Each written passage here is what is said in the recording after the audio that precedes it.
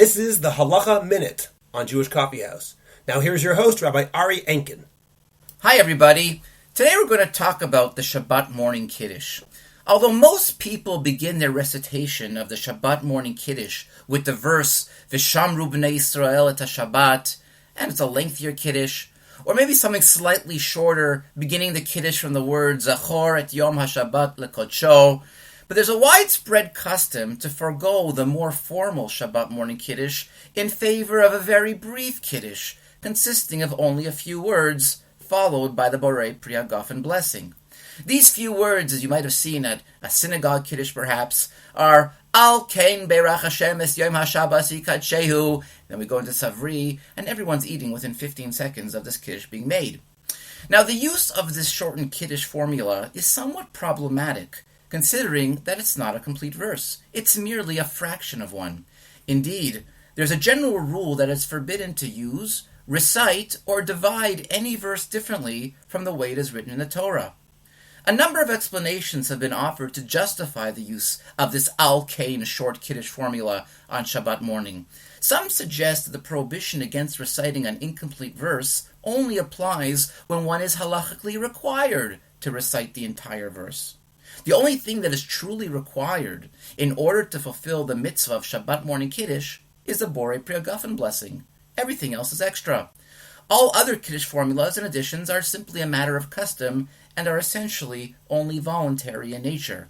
It is also suggested that it is only forbidden to recite an incomplete verse if one intends to combine it with other incomplete verses. According to this approach, reciting an incomplete verse in the context of a prayer or other non-halachic matter is simply permissible.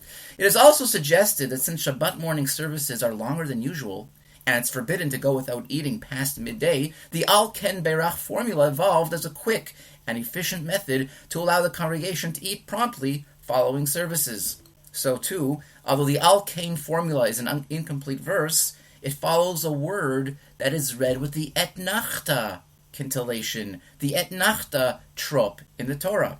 This is significant because the etnachta trop signifies a pause or the conclusion of a thought within a single verse, while the words that follow the etnachta are considered to be a new thought or theme.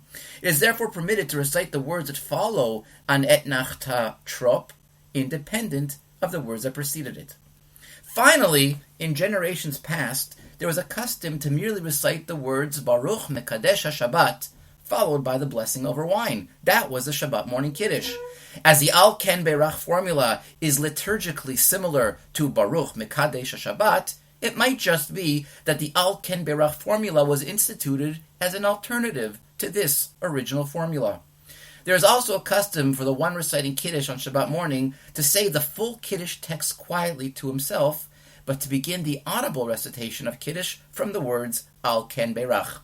As mentioned, the only true halachic requirement for the Shabbat morning Kiddush is simply to recite the Borei Pri Hagafen blessing over a cup of wine or grape juice.